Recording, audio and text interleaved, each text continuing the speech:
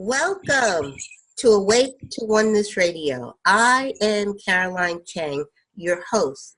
The mission of Awake to Oneness Radio is to inspire the world to awaken to the universal truth of oneness.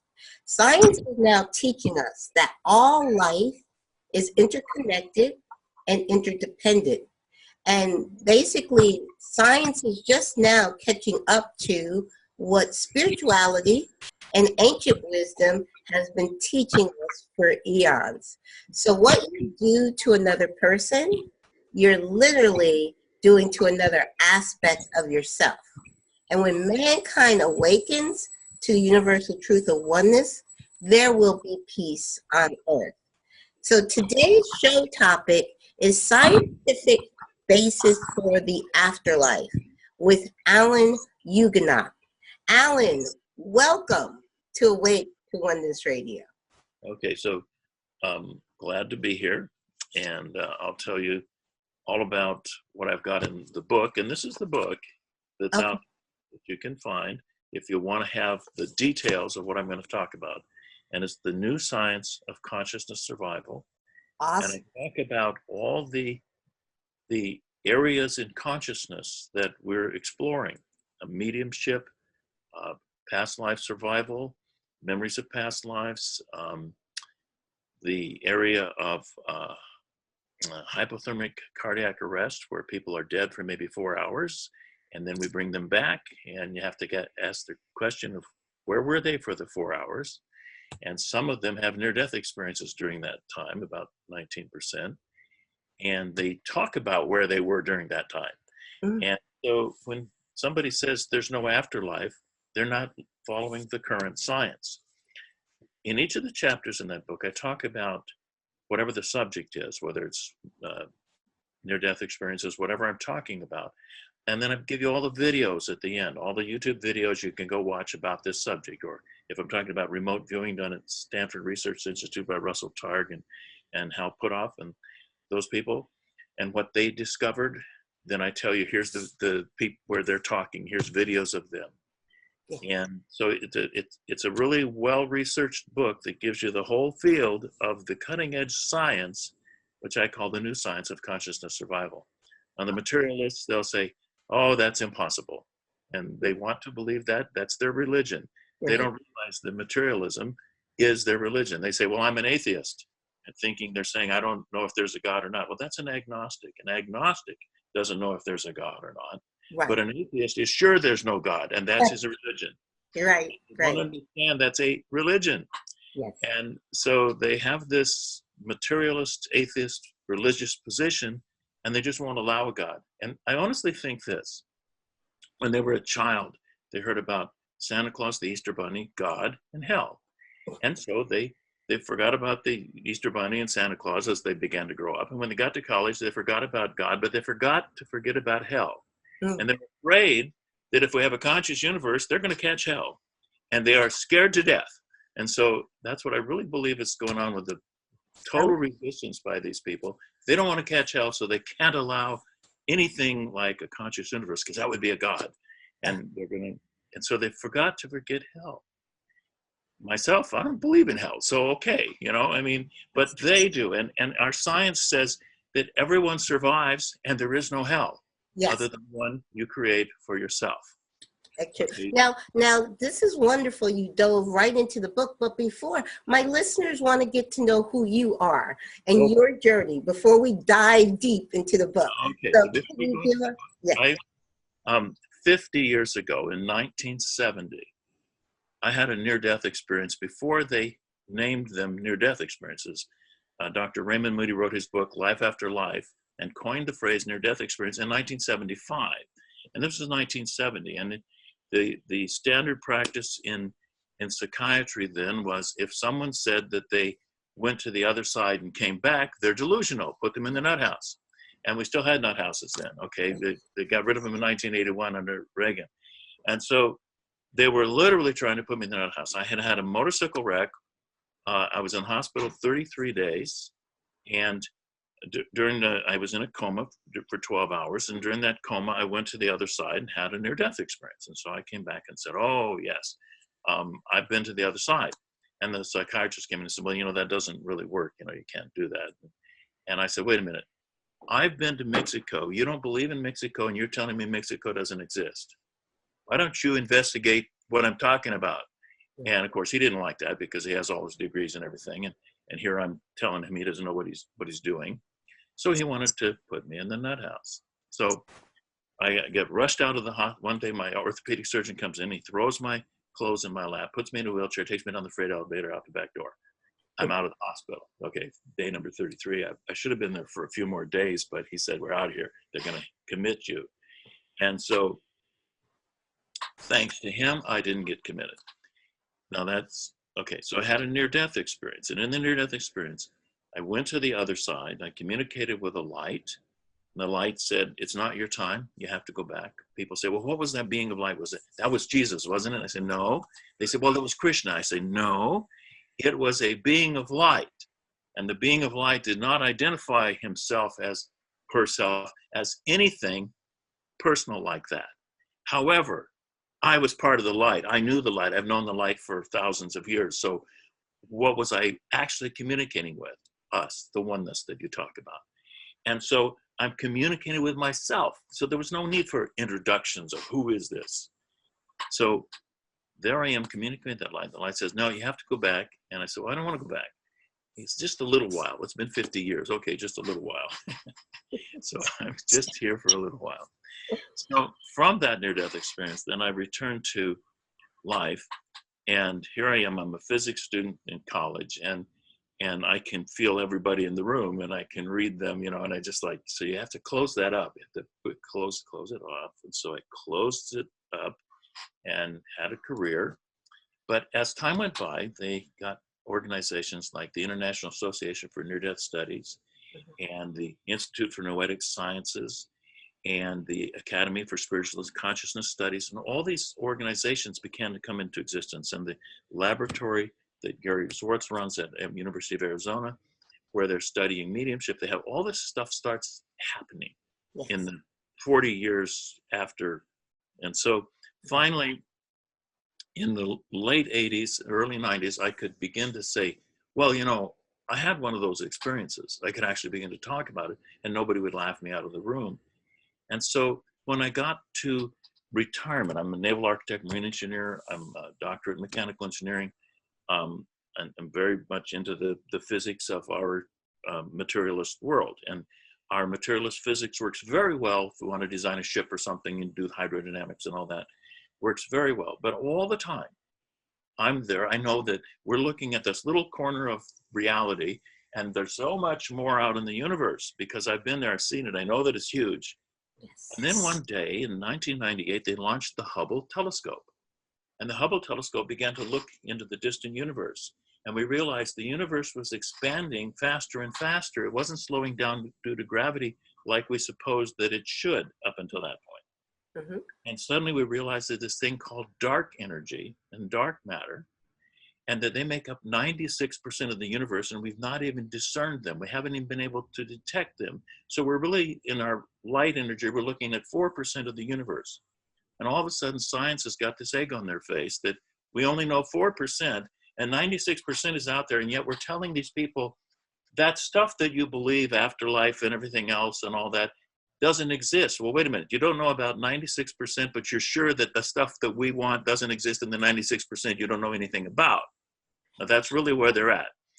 And so all of the Nobel laureate scientists that gave us quantum electrodynamics, Aaron Schrodinger and Bohr and Dirac and Heisenberg and all of these scientists who gave us this and got their Nobel Prizes for the discoveries that they made, Max Planck, all of these people, all of them believed in the universe. Max Planck in 1900, Max, and he gave us the quantum, he said, the universe, the matrix of reality is mind. The matrix of reality is mind. He said that in 1900. Yeah. Okay, but that's leading it. What he's saying is it's a conscious universe. That's really what he's saying. And if it's a conscious universe and we're all conscious, we're all part of that consciousness. We're all one. I like to see it this way. Grains of sand on a beach, we're each a grain of sand. And the beach is very intelligent because we're all there. That's the big consciousness. Now we know from quantum electrodynamics, which most people have trouble with quantum and they have to look at it. And they always call it, watch this, the materialists call it quantum mechanics, but it's quantum electrodynamics, okay? Ever since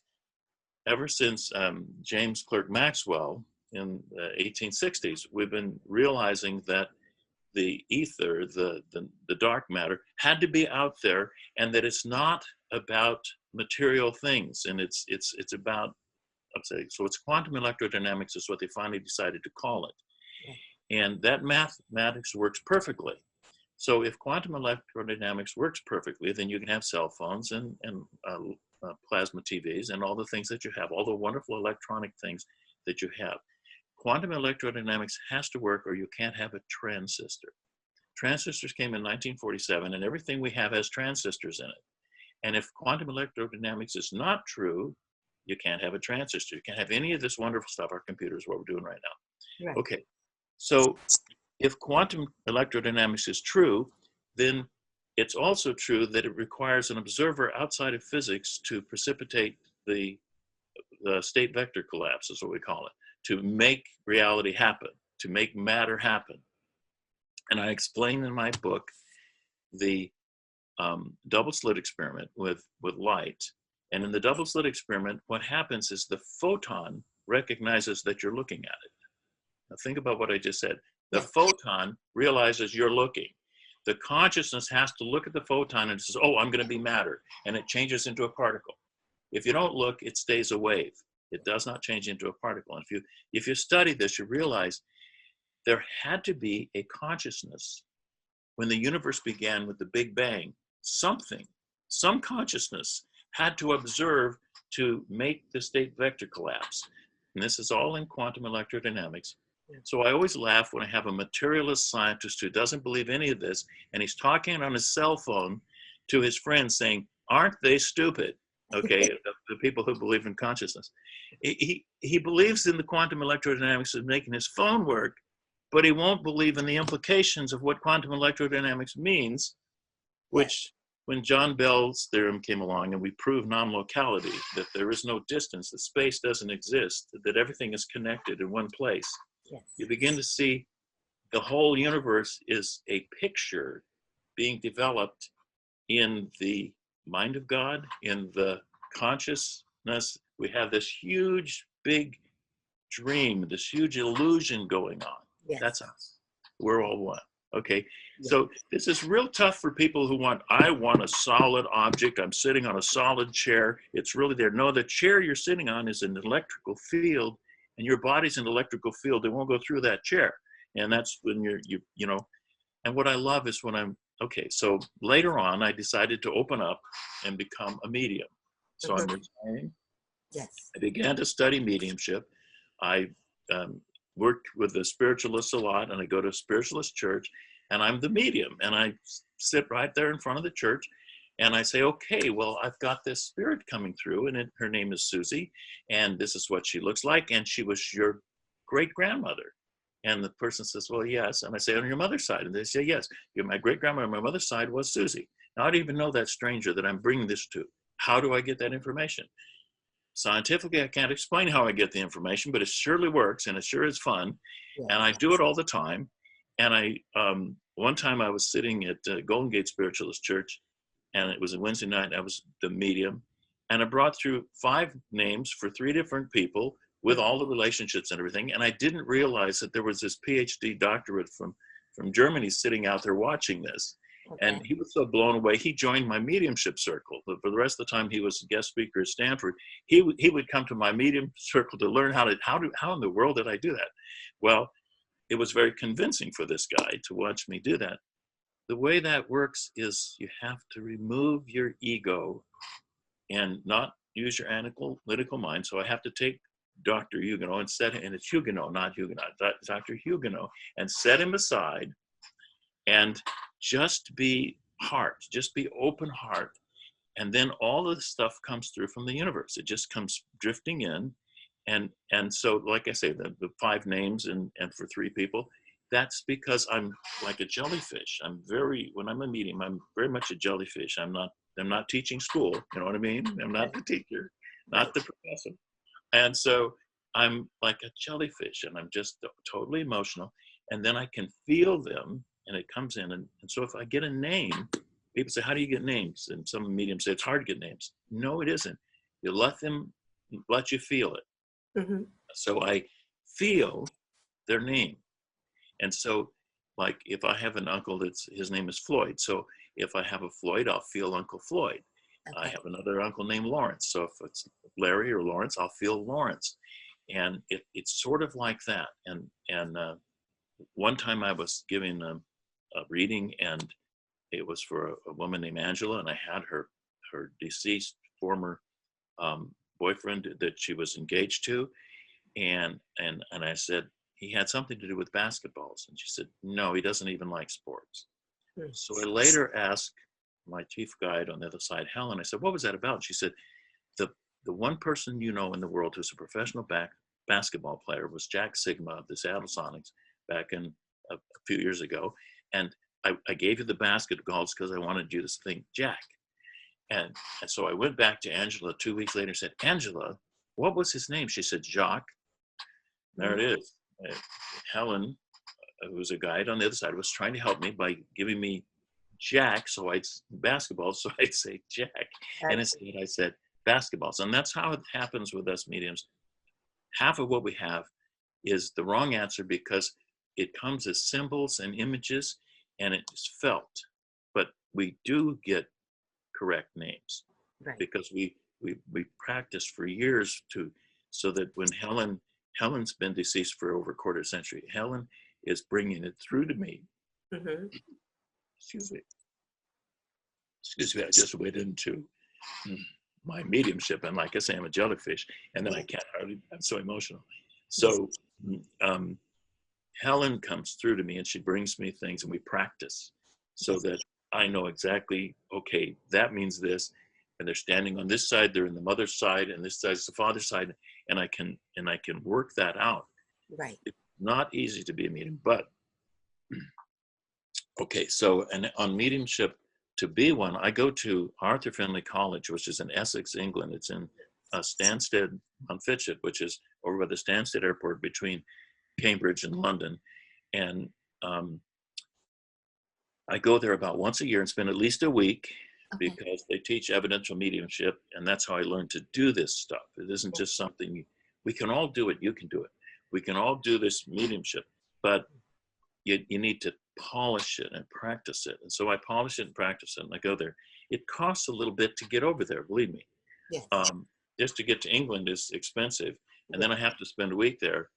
But because I go there, it's the only place I found. There's another place, Zunhof or something, over in I think it's in the Netherlands, in Europe, where the Arthur Findlay people also teach over there too. Yes. And what we learn there is how to do evidential mediumship.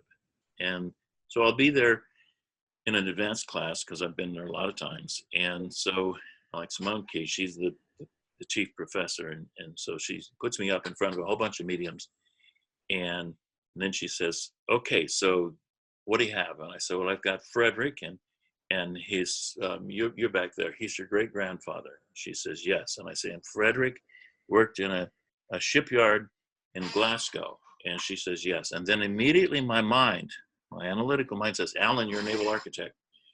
You just think he worked in a shipyard. You're making that up. So I'm standing there, and I sort of stop.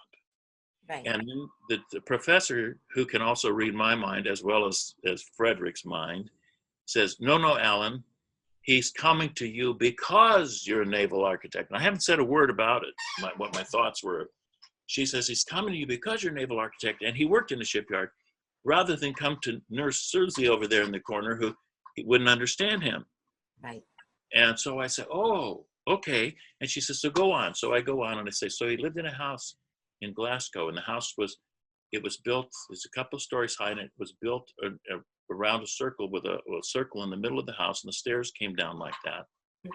And she said, that's very good. She says, so you got the house? I said, yeah. She said, what street is it on? Wow. Wow. And so I work on a little bit, come back, it's on Oak Street. And then she wants the cross street. I mean, this is the kind of testing and pushing they do so you can get Frederick to tell you yes. So I've told the sitter, the granddaughter, the great granddaughter, he smoked a pipe, and I've told her all this stuff, and he wears 3-piece suits, therefore he works in the supply department. So I get all these kind of details. Yeah. And it's much better when I'm at Arthur Findlay like that, because there's 90 people there taking different classes, and they're all mediums, and so the energy is very high. Right. And so this works very well. Then you come back and try to do it here, and the energy is not as high. Yes. Okay, so if you can get a circle of 8 people or more, the energy gets up and it works better. So I've studied that as a scientist, and I've been tested by the Institute for Noetic Sciences. Dr. Dean Radin and Dr. Arnold DeLorme have tested me as a medium. I've done studies with them. They put me isolated in a Faraday cage, which is totally isolated electronically and magnetically, so to see how this works. They put electroencephalogram on my head. They measure what's going on in my head when I'm doing mediumship. I've done that with them. I've done it with the Psychical Research Foundation. I've done it with the Gary Schwartz and the Laboratory for Advancement of Consciousness and Health at the University of Arizona. Mm-hmm. Been tested by these people, worked with these people, doing mediumship. And it's a very real thing with doing the science of mediumship. And so I talk about all of this science. I talk about my near-death experience. It's all in that book. There's colored pictures of me with my wired up and all that stuff. And then also the pictures of what they produce with a computer of what's going on in my head. Uh-huh. So you can see the things that's happening there. And the point of it all is that we're one consciousness. And we can prove this scientifically. And so the name of the book is The New Science of Conscious Survival and the Meta-Paradigm Shift to a Conscious Universe. I wrote it in 2016 because I had written another book in 2012 about, which I called The Death Experience. And there I was describing my near-death experience, and it was cathartic writing for me. I had to pull this out and write about it, and it took me about 8 years to put that out. And every time I would go anywhere, everyone would ask me about chapter 6, which is about the quantum electrodynamics. It was about the physics of the thing. Yes. So that's why I made this second book about the science, because people need to know that our cutting edge science has totally proven. And when a materialist will say, that's never been proven, that's impossible. No, that's his religion that it's impossible. It's been proven over and over and over, replicated thousands of times.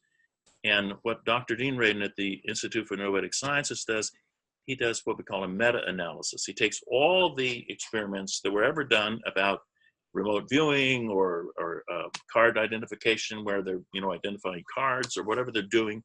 He takes all of it and does the science of it, and then runs the numbers on it. And we always prove that psi is real. It's very real. Yes. ESP is real. Mediumship is real. Now, I had one. It was Sunday. I was at church just yesterday, and I was the medium, and I brought through several people by name and stuff.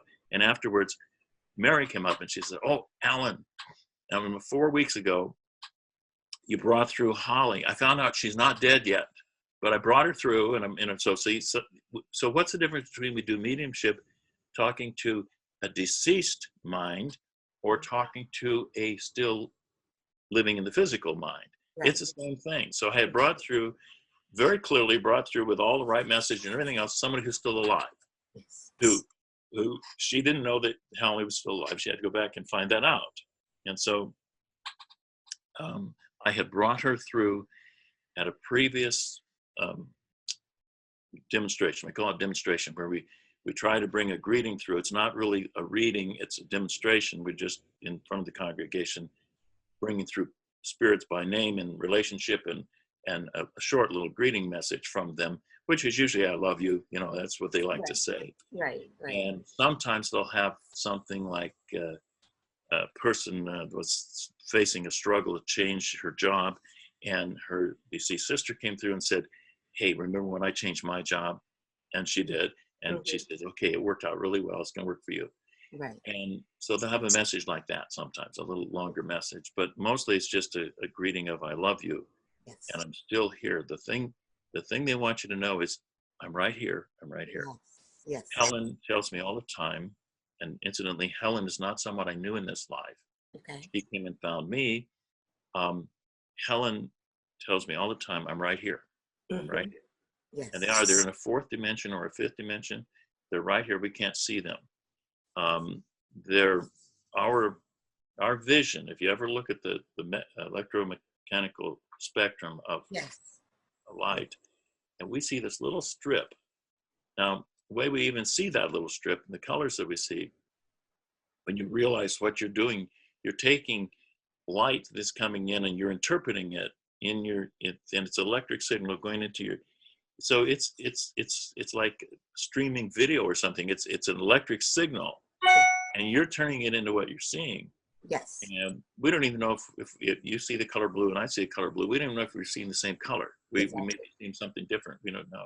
Exactly. And so what we're seeing out there is all an interpretation.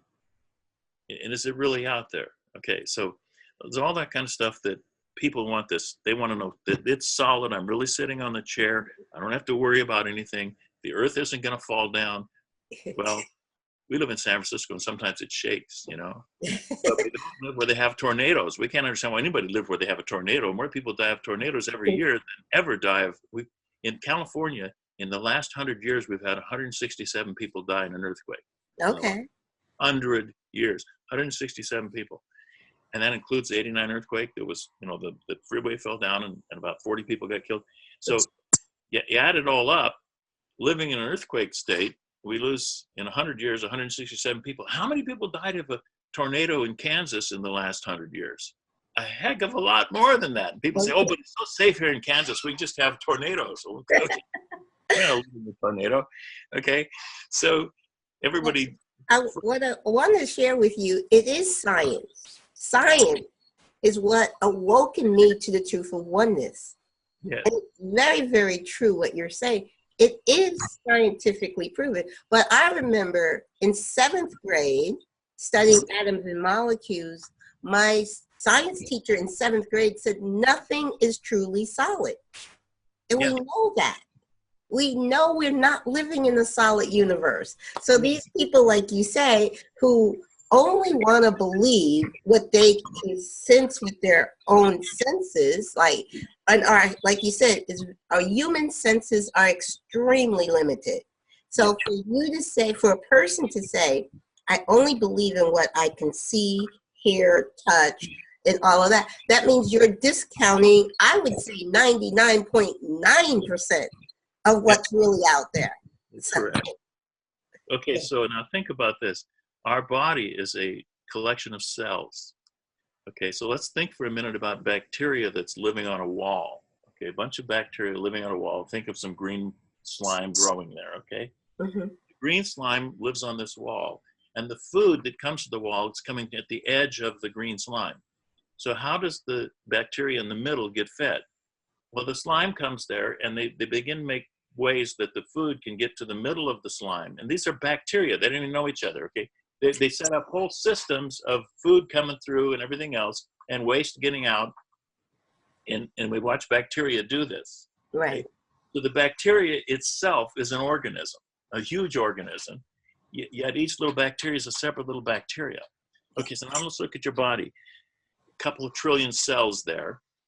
Okay, so if you want to digest your food, there's this bacteria called an enzyme. It's got to do something in your gut or your food's not going to digest. You're not going to eat any of it. It's just going to go right through. You ain't going to get any. Okay, so you're relying on that enzyme that you don't even know about.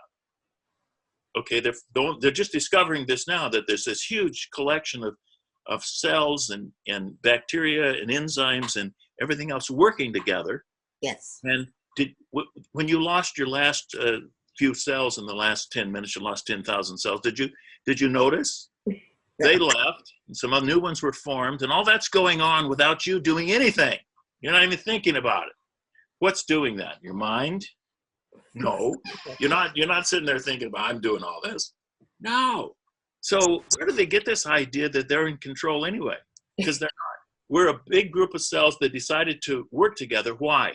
Because somewhere in some consciousness, we have this idea of I'm me and you're you and we're ourself, and so here's this idea that's doing this thing, and all these cells have come together to be in one place and do this. Yes. And we're not the same person that we were. All of our cells have replaced themselves in the last 7 years. Totally. We're a total different person. Yes. And yet we sit there and say, well, I'm me, I'm physical. No, we're not physical. We're this idea that's holding this physical together. Yes. And when we're done doing that, when it gets too painful, my knees hurt too much or whatever, I'm out of here, you know, Yes. we're going to leave. And when we leave, where does this consciousness that's holding all that together, where does it go? It survives. And that's what we know from what we're studying. It survives. There is no retribution. The near-death experience, we have the life review, and they review how did the other person feel in all those exchanges that you had. That's what it is. The life reviews, what did the other person feel in each event? Yes. And that's what it is. So how did they feel?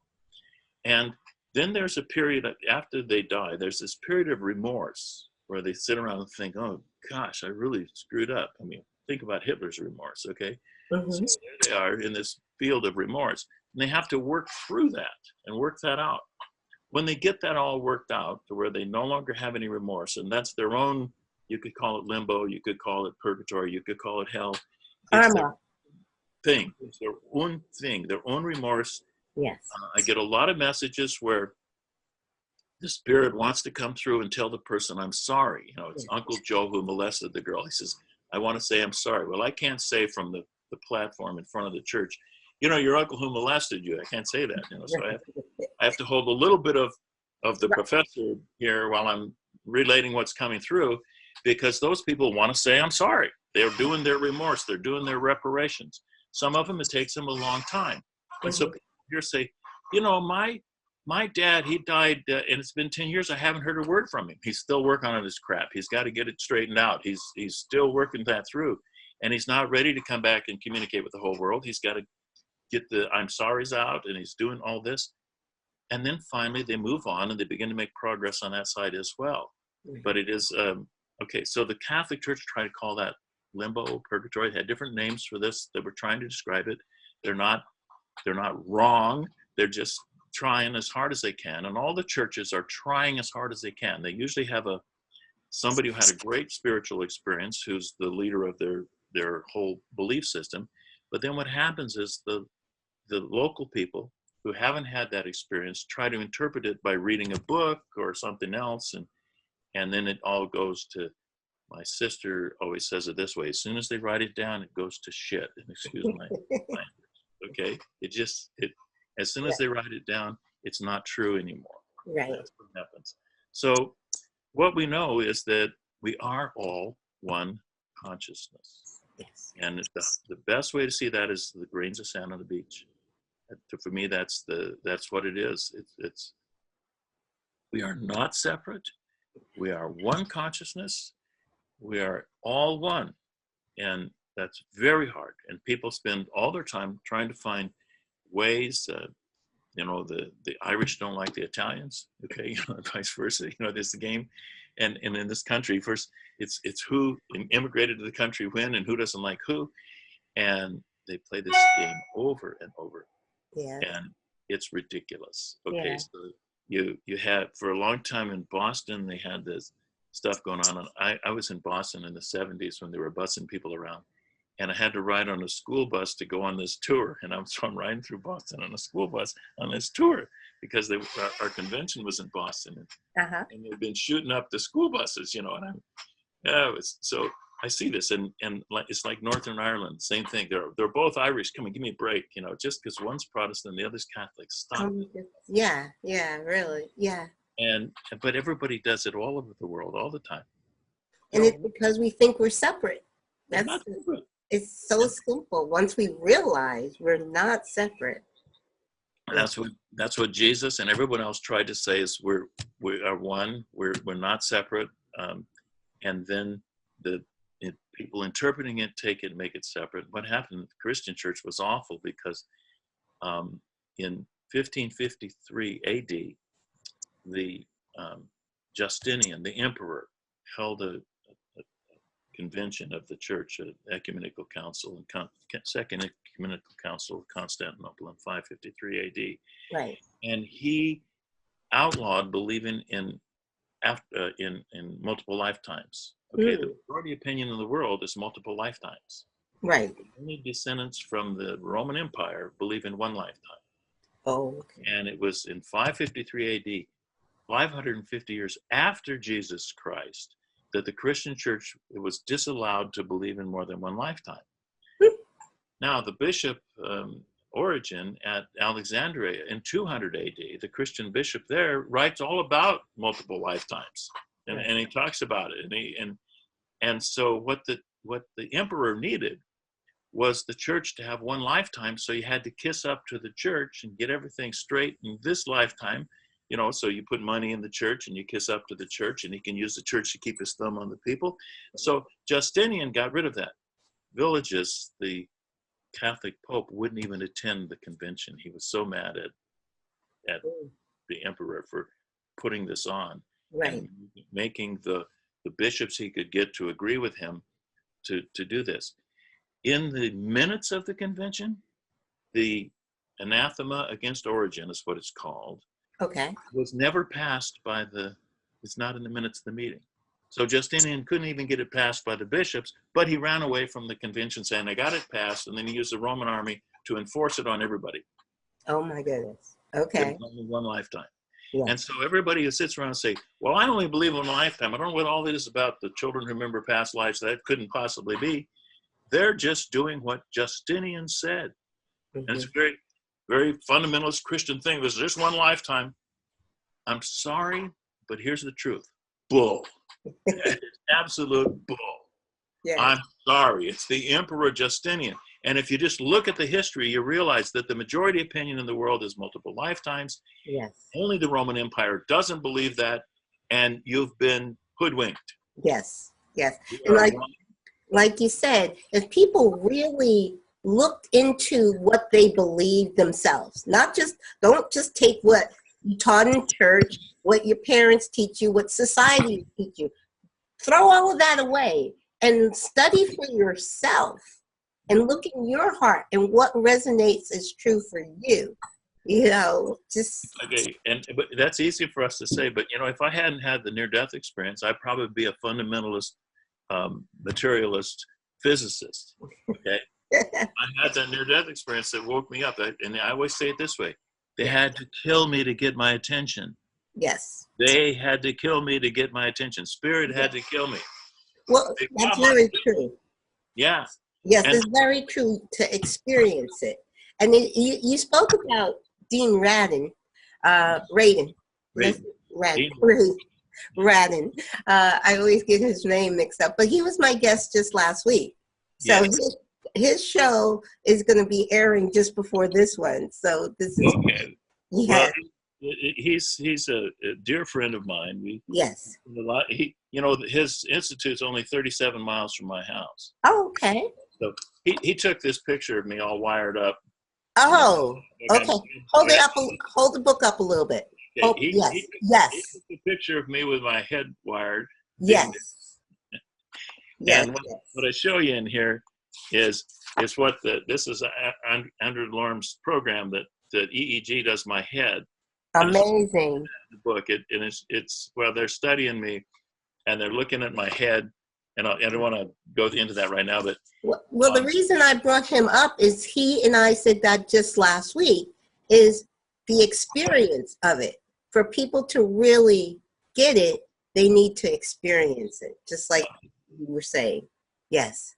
Absolutely. So I see Dean often because their laboratory is 37 miles away, and I very much support what they're doing. So I donate a lot of money, so I go to circle meetings and stuff and participate. But I wasn't quite that involved when they were studying me. Okay, and we talk a lot about this stuff and at dinners and things. And I've done a complete presentation. Oh, one of the things that Delorme and I cooked up, Dr. DeLorme and I, was for me to give a reading to every one of their employees that I hadn't met. Okay, so I did the entire, speed readings. It's a piece of science we're doing, but we have trouble getting other mediums to come to do that.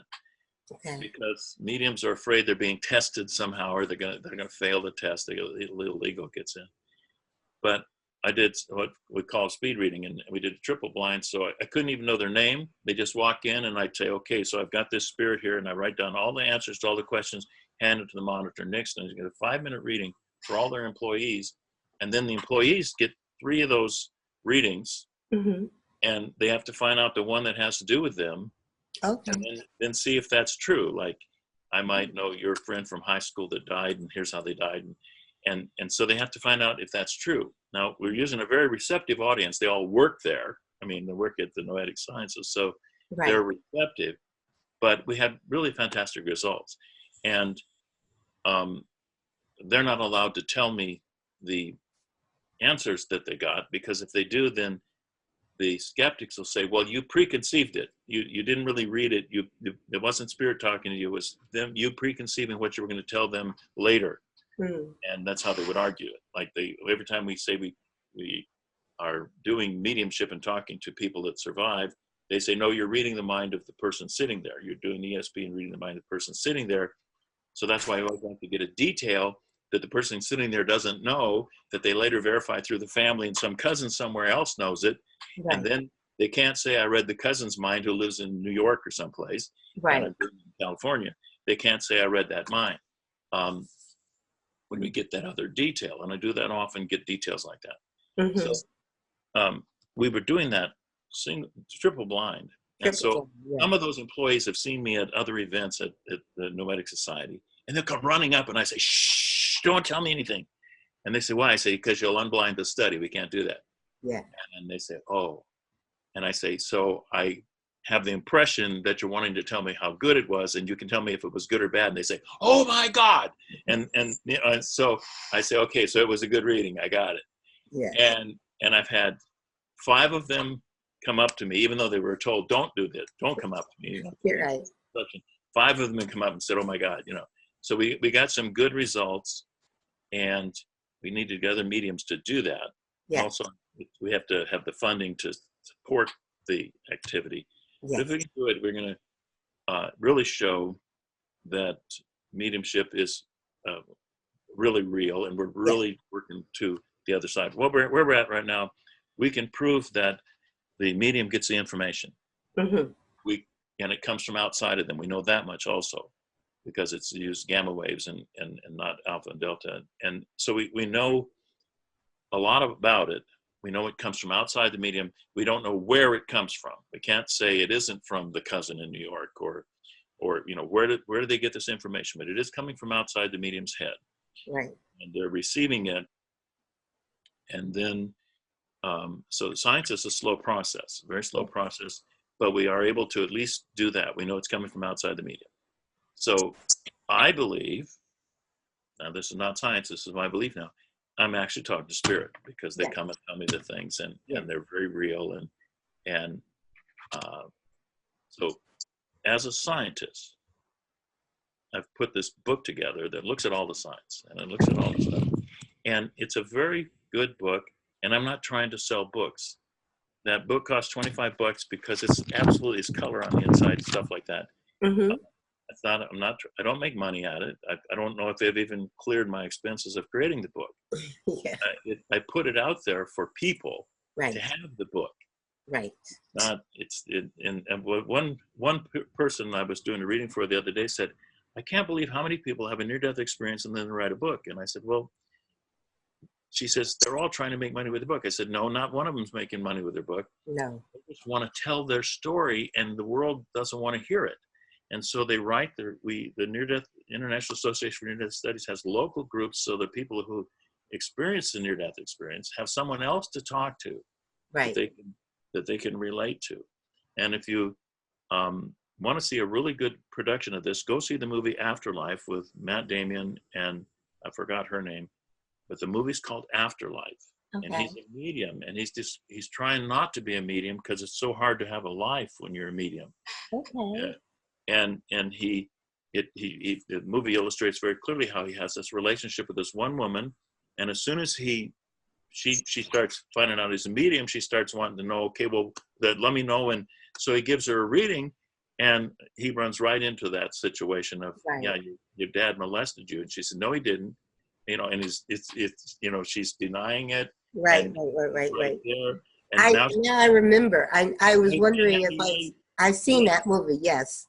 Yes, but then he finally gets together with the lady who had the near-death experience, and she gets him, and he gets her, and they can have a relationship because they both understand Each this. other.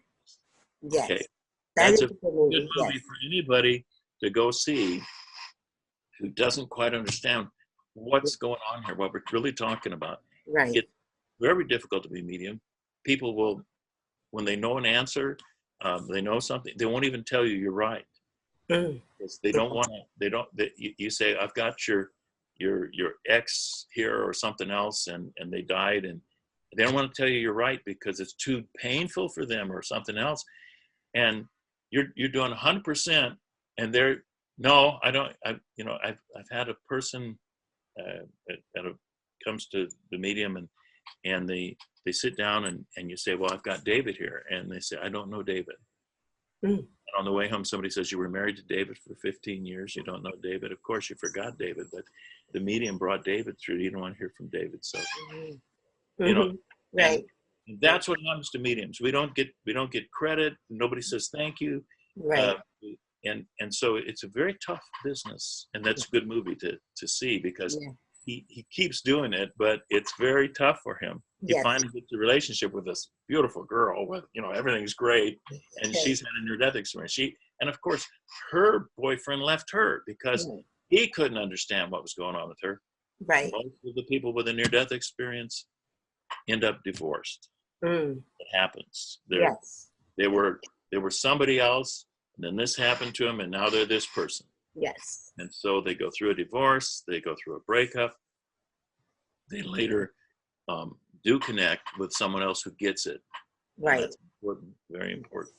Well, so my son is in spirit, and when he transitioned 4 years ago, I knew I wanted to have a reading with a medium, but I did not go looking for one.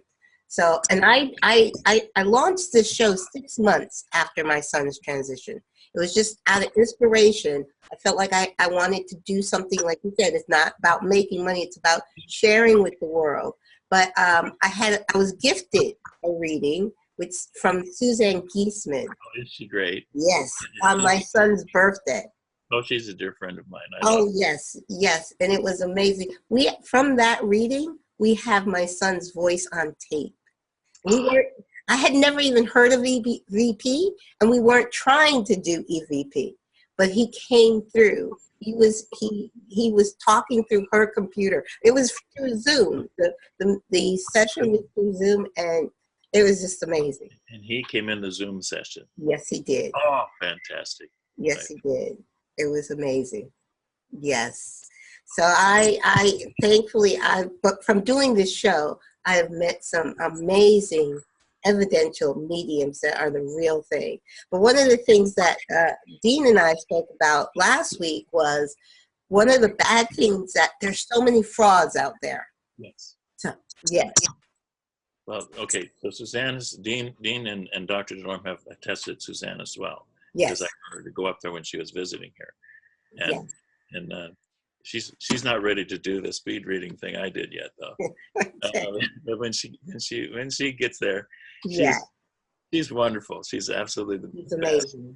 And dear friend. And I've put her on some of the best conventions. I put her on, and then I was the next speaker. So we did this in cahoots right after each other at some of those conventions. I'm not into going to the conventions so much anymore. Yeah. But that's she does that, and that's her ministry, what she does. Yes. I don't know. She's also on Unity Radio on Thursdays. Did you know that? Okay. Yes. Because she's really fun. So that was a great reading, and you got an actual EVT. That's wonderful. Yes, I had never even heard of EVP, And it's so amazing. Yes. Watch Dan Drayson's movie on EVT. Dan Drayson. Okay. After Dan Drayson and ITV or ETV, and then just put that in there. Okay. Dan Drayson Telecommunications, and a video, YouTube will pop up. Yes. Watch that. You'll really like it. Yes. And he tells the whole history of all that. Oh. And you might want to interview him sometime, Dan Drayson. Okay. Definitely.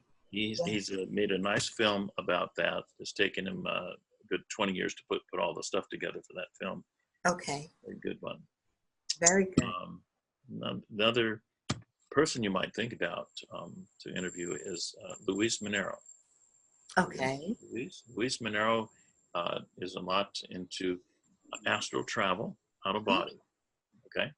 Okay. And he's a wonderful guy, and he's been going out of body since about age 17, and I think he's in his late 50s. I'm not sure. Okay. So he's a great guy to interview about this consciousness being outside the body, and I talked to all these guys to get all this stuff together that we put in the book. Yes. And they're real people who are doing real work, and they're the most honest people in the world. Yes. And everyone who's skeptical about them is not a scientist. Right. There's clowns out there that are Teller and Randy. Those guys are clowns. They have degrees in from clown college. I mean, give me a break. And they'll shoot down somebody with a PhD from Harvard, and they'll say, "Well, you're not really." They said to Gary Schwartz, he has his doctorate from Harvard, and he's a Cornell graduate. Yes. And Teller, this musician who works in Las Vegas, says, "But you're not really a graduate of Harvard." Well, no, he's a postgraduate of Harvard, and he's a graduate of Cornell. So the truth is, he's not a Harvard graduate. And they will make plays on words like that. Make somebody look like they're not who they are. And they do this, and the skeptics are, the majority of them have, if they have a PhD, they'll have doctor in front of their name. Check the PhD out. It's a doctor of philosophy. It's not a doctor in science. It's a doctor of philosophy. Right. Well, a doctor of philosophy and philosophy's rules for information are much looser. In philosophy, if you have an idea and it adds up, it's good. You don't need any evidence. In science, you need evidence for and no evidence against your hypothesis in order to make a scientific truth. Okay? And then if you have experimental evidence that backs it up, now you're beginning to get scientific truth. In philosophy, you don't need that. You just, philosophy, you can say, I'm a Democrat, and the other guy says, well, I'm a Republican. Now you gotta, you're both right. Okay, nobody's wrong here. You're both right. And philosophy. But science, that doesn't work. You can't have your idea. You got to have one idea which is correct. And that's what we're trying to work out with science. And so all of the skeptics have doctors of philosophy. Okay. It's amazing to me. There's Susan Blackmore. She's the only one that's actually got a science degree. Okay. And then if you look into their background, like Shermer is the guy that Michael Shermer, he's the skeptic in Scientific American magazine, and he writes the Skeptic magazine. Okay. So check him out. You'll find out that he was a fundamentalist Baptist going door to door up until 1972 when he was already in college, going around evangelizing door to door, and then one day he quit that. Okay. And when I talk about Easter Bunny, and forgot to hell, retribution. He's a prime example of that. He's thrown away God because his girlfriend died and God wouldn't save his girlfriend. There's a whole story to it. Okay. And so he's a militant. There can't be a God skeptic. Okay. Okay. And so you just have to look at people's history and you say, oh my gosh, this is why this guy's doing this. And they can't admit it to themselves, but the psychology is all there. Right. And so you have to give them some space to be skeptical. Yes. They're hurting people. Yes. They've got reasons that they're doing what they're doing. Right. But they don't need to attack those of us who are telling the truth. And they like to attack. They like to attack viciously. Yes. And, Yes. This is so true. To me, it's just like those people, those skeptics, I think they just, if they don't see it, feel it, taste it, touch it, it's not real a lot of times. And we know from science, from the science, we know that mankind, a human body cannot sense 99.9% of what is surrounding us. We're swimming in all these waves, microwave, gamma waves, whatever kind of wave. We don't see them. And like you were saying about the phone, the cell phone, the computer, all today's technology. I had one scientist, I'm not sure if you're familiar with Thomas Campbell, but he was a guest on my show. He wrote My Big Toe, yes. right, My Big Theory of Everything. And it was so great when he said, if a person does not believe in oneness, you should take away their cell phone. They shouldn't be able to own a cell phone if they don't believe in oneness. And I thought that was so great, because all of today's technology, we could not have today's technology without the truth of oneness. That's absolutely true. And that's what, so I explain quantum electrodynamics so people can understand that, and I explain non-locality. Yes. And then in this book, I also take, there's 6 basic principles called the first principles of physics, which were all assumed to be self-evident when they put physics together 350 years ago in the 1660s. And they put this together and they said, these truths, you know, this is the basic where we start, the first principles. All of those first principles, like reality, okay, non-local has taken local reality out of, it doesn't exist, because Bell's theorem proves that non-locality is true. There is no space. Okay, if you don't have space, okay, so you can't do our materialist physics without space and time. You have to have those.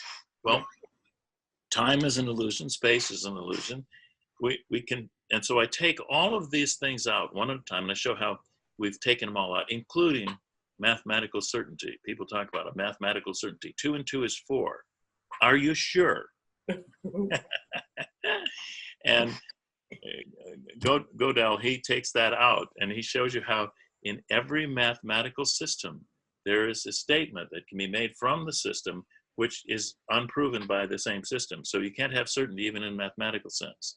Okay. We try to be mathematically certain, but we can't. And I take out every one of those basic principles, which in 1650, Newton and Descartes and others said, these have to be self-evident. They presume to be self-evident. They're presumptions. And our material science is based on 6 presumptions. And the presumptions have all been disproven by quantum electrodynamics and non-locality. So how can we still believe that, although that's a wonderful way to do things, and I build ships from it, and we build airplanes from it, and we do all of our physical stuff from it, it's a nice approximation, but it isn't the truth. Right. It's an approximation. And so I love what, when I hear a skeptic, and one skeptic is Sean, I'm trying to think of his last name, at the, he teaches at California, Caltech, and his name is John, and he's a physics professor. Mm-hmm. And he says in one of his videos, he says, I can't find any place within the standard model for consciousness to exist. That's because Descartes in 650 AD said, we're going to set consciousness into metaphysics. That's what it means, beyond physics, metaphysics. And we're just going to study the things we can be conscious of with our senses. Right.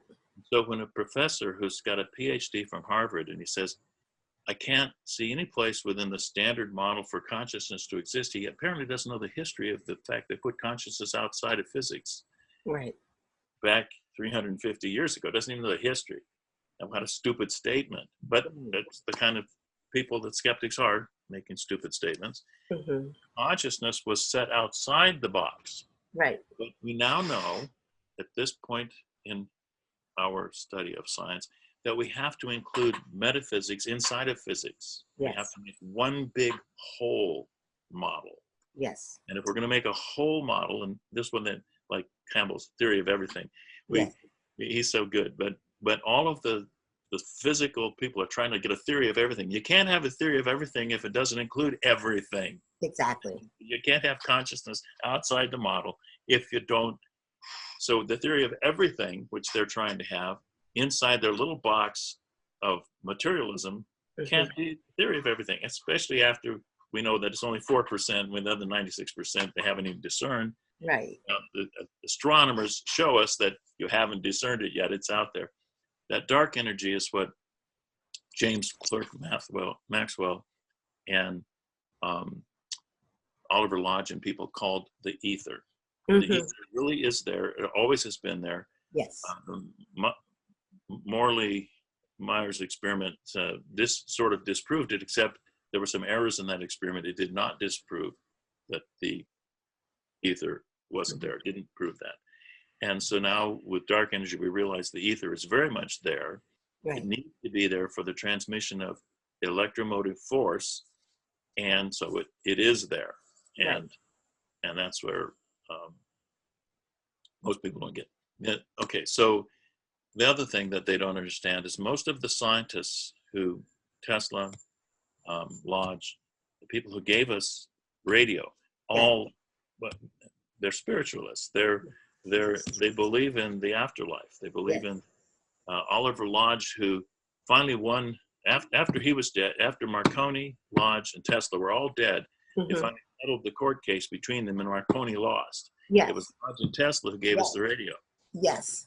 Lodge worked for the Society of Psychical Research as their chairman for a long time, for 30 years. And he examined all their material, and he finally then wrote a book in 1906, 1909. He wrote a book in 09 that said, the afterlife is real. We've proven it. Here's how it works. And then in 1915, his son, Raymond, died in the First World War. Okay. And then came back through Gladys Osborne Leonard and other mediums, came back and talked to him, and they had a whole bunch of great evidence for really good stuff. Right. And so then he wrote the book Raymond. And so most people read Lodge's book Raymond and they say, oh, see, he was such a great scientist, but then when his son died, he got so emotional that he decided to believe in the afterlife, except they've never read his 1909 book 6 years earlier, where he says the afterlife is real, long before the war even started or Raymond died. Right. Yes. Okay, but they'll go backwards and twist it around and say, oh, see, he wanted to believe that. No, he already believed it when he had no big emotional reason to believe it. Right. And stated it clearly yes. as the scientist and member of the Royal Society that he is. Right. So, yeah, the skeptics always twist it around and change the details and do all this other stuff because they just desperately can't have God.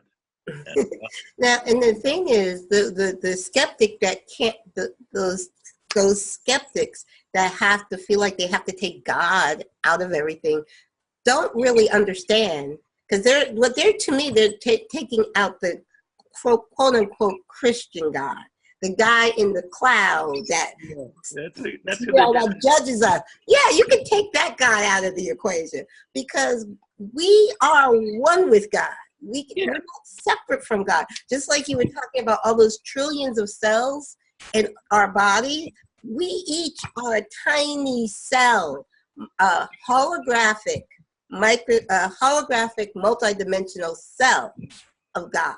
That is who we are. So if you want to take the God out that's up on the cloud, staring down and judging, you can take that God out. But we are one with God. That's the part that they don't. There's no retribution except what we do to ourselves. Exactly. Our own consciousness, our own feelings about things. That's all the punishment there is right there. Yes. And that can be pretty bad for some people. Mm-hmm. And if we can show the world that afterlife, we're each eternal, and afterlife is real, they have to think about what they're doing while they're here. They have to start reconsidering. It's not the guy with the biggest pile of toys wins the game as he dies and we all go into the blackness. That's not how it is. It's never been that way. and it never will be that way. And we are eternal, and we are one. There's Yes. no separation. Yes. But they're busy separating. Yes. Separating.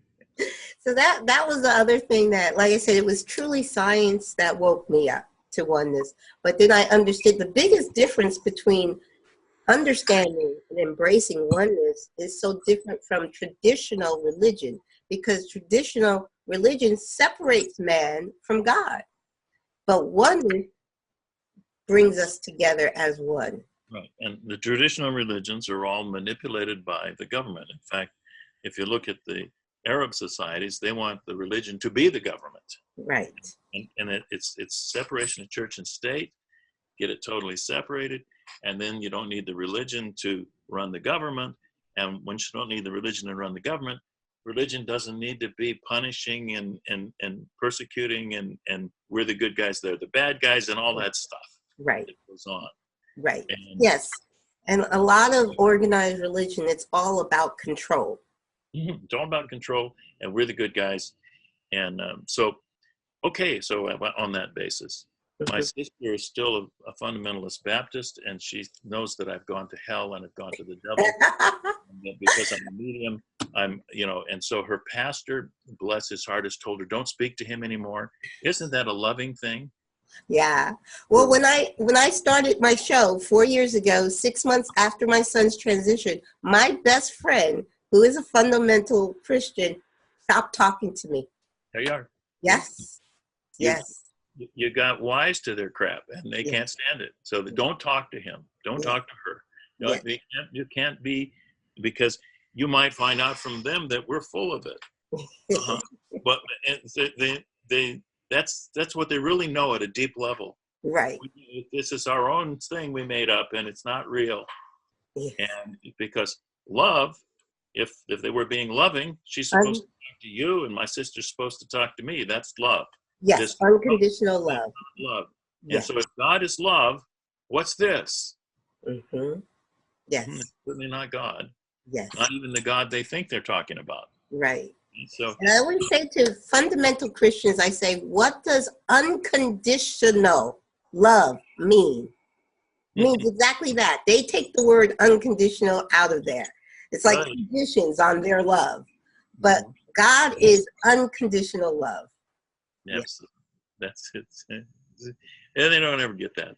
They're so busy. Their egos are so big. Yeah. Very true. The ego wants us to believe that we are alive in this physical life. And we're not. We're just playing here. Yeah. This is the role we're playing. And the ego says, no, I'm real. No, you're not. Sorry about that. And it's the spirit that's real. Yes. The spirit will survive. It's real and eternal. And eternal. Yes. Absolutely eternal. Been here since the beginning. And yes. Thank you, Alan. I so appreciate your time, and I so appreciate you coming on. Could you please share with our listeners how they can find you and how they can find your book? Okay, so what you do is you go to Google and you write my name, ALAN, and then my last name, Hugenot. It looks like Hugenot, but it's Hugenot. And it's like Chevrolet and Railroad Depot and those places, Okay, so it's Hugenot, Alan Hugenot. If you punch in YouTube, you'll get a whole bunch of nice videos that show up. Or you can, you'll find me. Everything pops up if you just put my name in. Okay. I'm a very, let's see, I have a very unique name. It doesn't, nobody else has it. So it's just out there. And if you punch that in, you'll find my book. You can get them from Amazon. You'll find videos you can get for free on YouTube. Just plug into them. And that works. That's the easiest way to do it. Just put my name, ALAN HUGENOT, and it'll pop up. You'll also see some stuff about naval architect. You probably don't want to do that, but that's there too. My schooner and stuff is on there. But what you really want to do is look at the consciousness stuff. Yes. And you can sort through that. And there's also, you'll find a lot of people out there, and they even argue about me. on the internet. You know, he said this and he did, and hey, these people who are arguing about me, they didn't even talk to me. Yeah, well, he said this. Well, yeah, did you talk to me? No, but you're when I said it's really, I laugh about it when I read it. Yes, yes. That's the best thing to do is just laugh about it. It's all about vibration, and we want to keep our vibration high and not lower our vibration to meet theirs. If we want to start, the place to start would be looking at the video called Unconsciousness. Okay. Unconsciousness or unconscious? 2015, Anthony Chin, he's a filmmaker in Paris, is a really great guy. And he came over to the second video on me, and he interviewed me in my living room. It was a beautiful day. We were going to have San Francisco view out the back window, but it was foggy. And so we couldn't do the fog. So we just did the living room.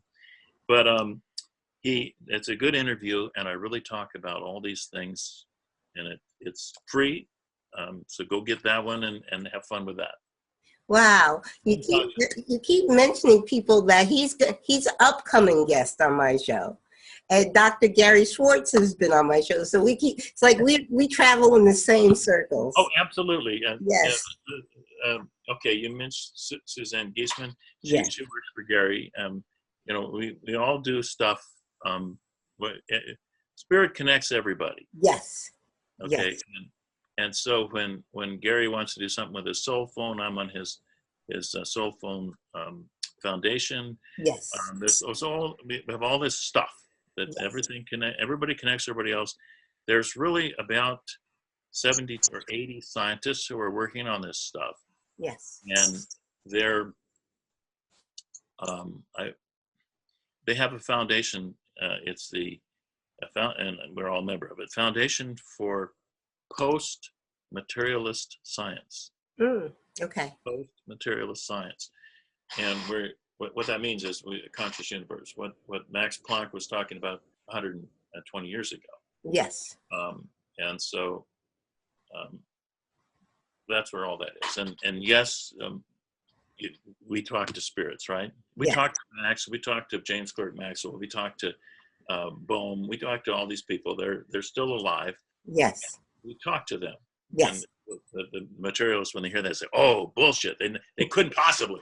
Yes, we do. Yeah, this is so true. And I say this too, that the quantum physics is not new. It's over 120 years old, and people act like they don't. I mean, it's not mainstream yet. Meaning, it's not being taught in elementary school yet. Which no. I'm not like, why is it not? Okay. Now this sounds arrogant, but I got to say it. The people who don't understand science teach school. The C students teach school. The B students work in industry as engineers, and the A students go do science. Okay. I don't want to sound arrogant, but that's the truth. So you're asking a C student who couldn't possibly get it. It takes an A student to get quantum. Okay. So he can't teach it she can't teach it to the grade school students, but it should be taught. Yes. And so that's part of the struggle right there. People with tenure at a college, they're college professor, and they spend a lot of time doing whatever they're doing, which is a materialist thing, and they've written papers about it, how this can't be true, and they're not going to change their mind until they die. The young people can't even move into the position, so it takes generations. And what Max Planck said was, science advances one funeral at a time. Okay. You have to wait till the older guys die off. When they get out of the road, you can move to the new theory and bring up the next thing. And the younger people, the people that I meet that are 30 years old, they already understand the universe is conscious. Okay. I don't have to go through a lot of demonstration with them. They already understand it's conscious. They come to our mediumship circles. We have this huge mediumship circle going on at this little church. We got 25 members. We got 17 people that are visiting in the mediumship circle that are not, they're just, it's a huge thing. Right. And they're young people. They're in their 30s. Yes. And they already know it's a conscious universe. So now they want to know how to connect with it. And right. so they're studying mediumship, which their parents their idea was when you're dead, you're dead. It was a real struggle to say, hey, wait a minute, you're not dead when you're dead. I'm talking to these people. Yes. Now with these young people, they just come, they're right there. Yes. They already believe the universe is conscious. So they're looking at all this stuff that's in the book about all the different parts of this science. And it's, the young people are going to resolve all of this. Yes. Yes. Not the old people. The old people are stuck in their ways. The skeptics are going to die off. Mm-hmm. And they're having a real hard time creating followers. The skeptics are having trouble getting any followers. Yes. And this is true. And people are leaving traditional churches in droves. So yes, this is very true. Yes. Well, thank you so much for being my guest. This has been so great. I've got to invite you back because it's like you and I, we have so much in common. We have so many people in common. Yes. We could talk for hours. Yeah, I know. We could. We definitely could. And so much on the same page. So much on the same page. So thank you so much for being my guest. Cool. And hopefully I'll get to, you're not in Arizona. You're in San Francisco, California. San Francisco, okay. Because I will be going to Arizona for a convention in August. But I'll get to San Francisco. Which convention are you going to? It's the Soul Scottsdale Soul. I want to say Super Soul, but not Super Soul Summit. There we go. Soul Summit. In Arizona in August. In Scottsdale in August. September. Yes. Soul Summit. Who's putting on? You know Suzanne Wilson. Okay, Suzanne Wilson, Suzanne Giesman. Yes. That's the AREI is putting it on. Yes, AREI. Yes. Yes. Yeah, I'm not speaking. I spoke for them. They're actually the Academy for Spiritual and Consciousness Studies kind of split in half. Yes. And they were the group, and I'm still on the board for the Eastern group. Okay. So, I have spoken with these guys. I know all of them. Yes. They're great folks. You'll have fun there. Yes. I was there last year too. It was great. Okay. You'll have a lot of fun. Yes. Okay. I actually got to host a panel last year. Oh. That was good. That was fun. Yes. Well, thank you so much again. I so appreciate you being my guest, and we definitely are going to keep in touch, and I'll definitely let you know when the show will air, which is going to be about a week after the show with Dean airs. So you guys are going to be back to back. Good friends back to back. Well, good deal. We'll talk later. Okay. Bye-bye. Thank you so much.